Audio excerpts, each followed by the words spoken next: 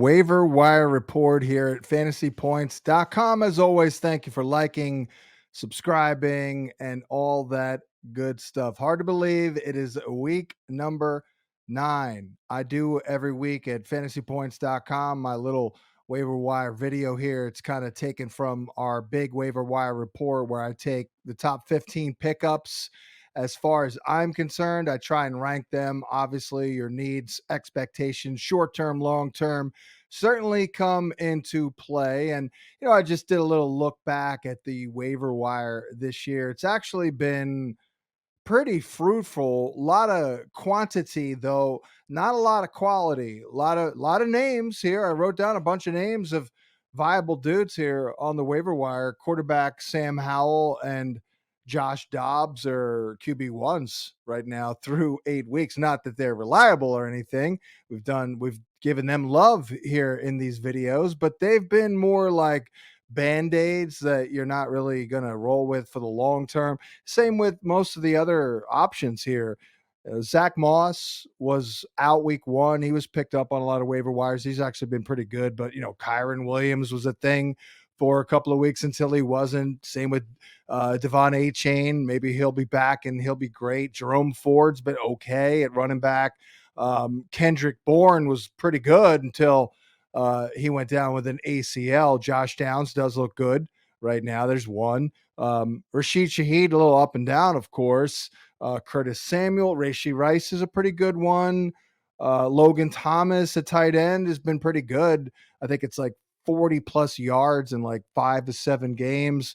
Cole Kmet, even Dalton Schultz. But you see what I'm saying here? Not everyone is Puka Nacua, who has been obviously elite, the number one waiver wire pickup here in 2023. Of course, that dried up in week number 8, and his quarterback, Matt Stafford, got hurt. So the waiver wire is really just filling in holes, filling in gaps, rental players for a week or 2 or 3.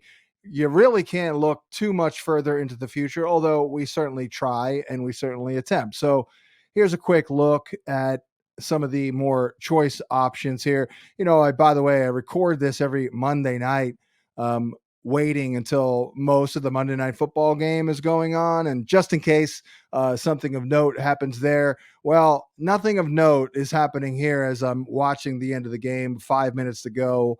I don't think Jimmy Garoppolo's thrown for 100 yards. So we won't have any Raiders on the waiver wire report here as Josh Jacobs just caught a ball to lead the team.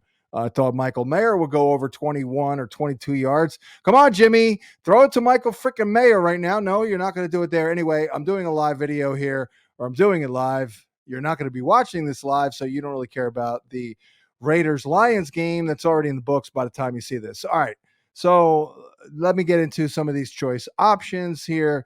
Trey McBride, gave him some love last week. I think he's like the pickup. Got some really good.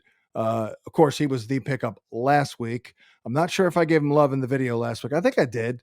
I've always, anytime I get the opportunity to give that kid love, I absolutely do. Great human being. And I think he's a damn good football player who's very competitive and gets open. He finds a way, scratches and claws. Looking up fantasy points data, some pretty good stuff here. Out of 108 receivers, wideouts included, Trey McBride right now, 23rd in yards per route run, 26th in fantasy points per route run. Now, in terms of tight ends on the season, second at tight end in yards per route run, also second in targets per route run there at tight end. So looking pretty darn good here with Trey McBride, who's still coming out of Week 8, owned in only 20% of Yahoo leagues. We at fantasypoints.com actually had him as a tight end 1 this week, which of course he was. Look, Taysom Hill, I can't give you any analysis, of course, on Taysom Hill because he is the most difficult tight end to ever come across my desk in terms of analysis. I mean, 1 week he's running, 1 week he's throwing, 1 week he's actually receiving. Here, all I know is the dude is averaging 17.2 fantasy points per game in his last 3 weeks which is good for the tight end 2 spot. So as I said in the report, at least last week, Taysom Hill out there wrecking tight end leaderboards as usual. Here's a running back who stood out to me a little bit. Running backs are beauty is in the eye of the beholder. For example, Justice Hill could be just almost like a joke. Like, what am I doing with Justice Hill? Then again, if you're in a really, really deep league, Justice Hill has a role and he gets touches here. But how about a little Zach Charbonnet action? He is still available in 60% of Yahoo leagues. And I do think we're about due for a Ken Walker injury. Why don't you? I know that's not really riveting analysis, but the guy does get nicked up and banged up a little bit. And Charbonnet did play a season high 59% of the snaps last week. It was a close game, so it's not like they were, giving him the ball at the end of a game. Found some really good data points on him as well. I looked up all running backs with at least 25 carries here in the fantasy points data suite. Zach Charbonnet was second in explosive run percentage, third in yards before contact per attempt, and 19th out of 65 in this little sample size in missed tackles forced per attempt. Moving on to some other waiver wire options here, week 9 and beyond. Here's a guy that I gave love to about, 2-3 weeks ago. Didn't really do much. Was concussed for a couple of weeks, but had a little bit of a coming out party in week number 8, and that is Jonathan Mingo, the wide receiver for the Carolina Panthers. Available 95% of Yahoo leagues, played a season high 99% of the snaps last week. Absolutely showed signs of life, had a 40-yard catch, had 4 grabs for 62 on 5 targets. Our guy Adam Kaplan talked with someone with the team coming out of the bye and said that they were pretty happy where Bryce Young was, believe it or not, and that they wanted obviously to be a little less, throwing it to Adam Thielen, which is like a glorified handoff with an ADOT of like 6 yards. They want to be more aggressive. They want to be more explosive. DJ Chark is certainly a viable deep threat, but I would submit that Jonathan Mingo is probably the best option here. Hitch your wagon if you're Bryce Young to the fellow rookie, and let's develop some chemistry down the stretch. I think we saw something to that effect here in week number 9. Schedule looks pretty good. I just lost Kendrick Bourne in my number 1 league, a 14-teamer. So it's a tough one. I've got Brandon Ayuk off this week, and I am absolutely starting Jonathan Mingo this week on the road against the Carolina Panthers. That's a pretty good matchup there for Mingo. It's a kid I interviewed at the Combine, and I liked him for sure. Not a great personality or anything like that, but it's fine. He's a very serious young man. So I kind of like that. Michael Wilson is another name I wanted to get to. I'm all about the young guy, obviously. We are in week 9 now, so the old cliche, the rookie season's kind of over. You should know what to expect at this point.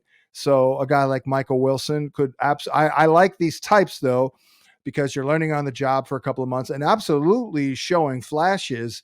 And by the way, Michael Wilson looked freaking great on a 29 grab in week 8. Body language was good. He was out there feeling it. So I like these young types. Try and catch lightning in a jar. Oftentimes these players are up and down all year, but they get on a little bit of a run and a little bit of a roll and create some optimism for the next year. I give you an example, like Drake London was actually pretty good 4 or 5 games, final 4 or 5 games last year, mostly with, of course, Des Ridder. Now with Michael Wilson for week 9 per head coach Jonathan Gannon, we're going to see my guy, Clayton Tune, who I love that dude, and maybe Kyler Murray, but apparently it's not going to be Josh Dobbs. Maybe Josh Dobbs is going to be traded here on Tuesday afternoon, but Michael Wilson should be in pretty good hands with Kyler Murray, who presumably is gearing up to actually play, and actually try and win football games.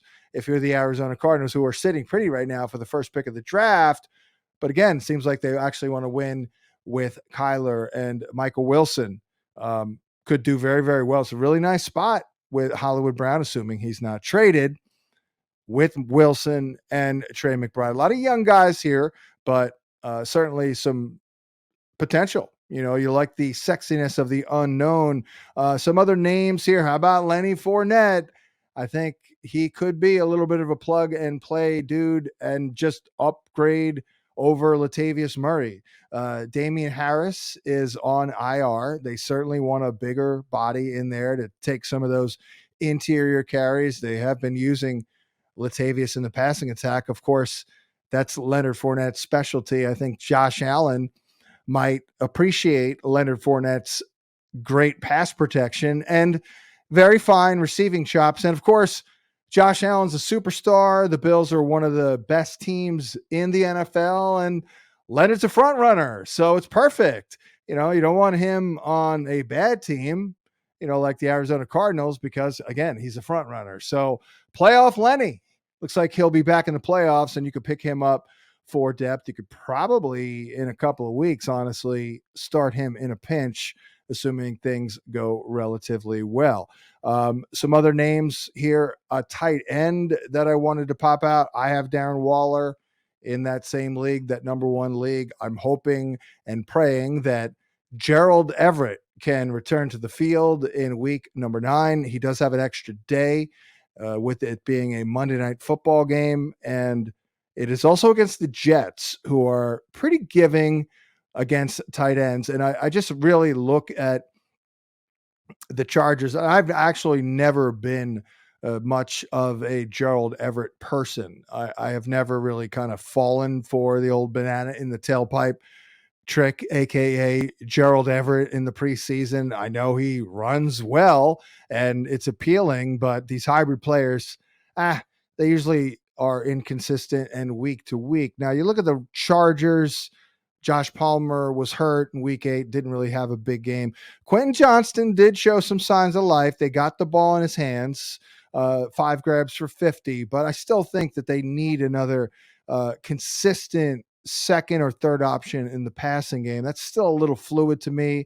I don't think Johnston grabbed hold of that. So I do think that Gerald Everett could represent a little bit of an answer for those who are dealing with the Darren Waller situation with the hamstring, and we'll see if he'll play. I think I gave love, moving on, just kind of bouncing around a little bit. I think I gave love last week to Brandon Cooks, who did score again on only 4 targets. I looked, he's got 4 targets in 5 of 6 games. So he's now scored 2 weeks in a row. Dak, as I've stated here on this video, I've been on this, is balling. He's been the QB1 the last couple of weeks. Tony Pollard, I literally forgot I had Tony Pollard on my team in my number one league for about an hour on Sunday. I completely forgot. Oh, that's right. I used the 19th pick of the draft in round 2 on freaking Tony Pollard. The guy's been so unimpactful that I forgot he existed. But that's to my point about how, they're going to be a little bit, as they have been, pass centric, pass happy. That is the strength of the team. Did it, by the way, against a pretty good defense without Tyron Smith at left tackle. Dak was absolutely on point in week number 8. So Brandon Cooks is a pretty good dude that you can use. I know he's a 2 and you just never know, but he has been extremely efficient here lately. Jamison Williams made a couple of plays. The game is actually still going on as I'm recording this. Actually, it just ended. He did make a couple of plays, but he only made one for 22 yards, but he had a negative play, so he only got 16 yards. But that's still a name that I'll put out there and want to have for a rainy day or for upside. He is bursting with upside. There's no doubt about it. And it really is a great environment. Once they get David Montgomery back, they'll pound the rock and then take the shot basically to Jameis. He's kind of like Deshaun Jackson, the old days of Deshaun Jackson, not quite to that status. He's kind of like a poor man's Deshaun Jackson right now. Let's see. Of course, at quarterback, look, I was not a Will Levis person. I just had a really bad vibe on him. It is only one game, but the physical talent was obviously evident. It was kind of a joke, honestly. It was almost like they took a dude out of the stands who just had like 4 beers and he had like beer muscles. He's out there pump faking, body language looking great. Hey, good for him. He had an unbelievable pro debut. Will it continue? Probably not, but he does stand out to me a little bit. I do see needle moving potential. I mean, we could talk Derek Carr, we could talk Mac Jones, Gardner Minshew. These are Jags, basically. At least Will Levis has a big arm. He does run. He ran, what, 7 times in week 8. So some needle moving potential. He's going to start in week 9, and we might be no looking back territory. Heck, Ryan Tannehill could still be traded. Now, the other name was Daniel Jones. And again, I'm no doctor. I'm not trying to be insensitive. All I know is Daniel Jones was cleared for contact. So I assume he is cleared for contact and therefore presumably nearing a return. Now he's going to practice this week, could even be this week. So we shall see about that. But if he's cleared for contact and he's cleared to play, I presume he's healthy. And look, there's only one more scary matchup on the docket for Daniel Dimes. That is against Dallas in Dallas in a couple of weeks. They'll probably get things settled down by then. I think it's like week 11 or something like that. At some point, we might get Andrew Thomas back and Evan Neal and actually have an offensive line that can protect a little bit, not suck. So Daniel Jones is probably a guy who'll probably end up, like, if he's healthy from now until, let's say, week 17, the fantasy regular season, Daniel Jones will probably be like the QB 13 because it's really bad out there for quarterback play. Injuries are mounting. Of course, he's hurt himself, but he does run. They do have weapons. In the only game where he wasn't shell shocked, and maybe he is shell shocked, by the way, and we never see anything decent all year, but the one game where he was protected somewhat and actually had a chance, he was the QB1 that week. That game against Arizona. What was that in week number 2? So there is a look at some players standing out to me going into week number 9, mostly long-term additions here. One other name real quick, and we'll see what the Patriots do at the trade deadline, but I almost picked him up because I have Kendrick Bourne, thinking he could be a little bit of a handcuff. I didn't do it, but Demario Douglas, and we'll see what they do at that deadline, but tell you what, he has looked pretty good. He's quick. He gives them some juice, some energy. They need a spark. There's no doubt about it. I went in there. By the way, 0 drops for Demario Douglas so far. 0 drops from Michael Wilson, by the way, as well, per fantasy points data. But believe it or not, Demario Douglas has more fantasy points per route run right now than Zay Flowers, Drake London, Calvin Ridley, Amari Cooper, Devontae Smith, to name a bunch of players. So with Kendrick Bourne on IR, which is a shame because as I've given that guy all kinds of love, there was another matchup last week with Xavier Howard out in week 8. Good matchup. We did the live stream. I said, this is big for Bourne. Boom, he scores. Then he tears his ACL. Oh, well, Demario Douglas, though, could be next man up. And you will be competing for sure if you continue to check out these videos, keep liking, subscribing. Prices slashed at fantasypoints.com, by the way, cut in half.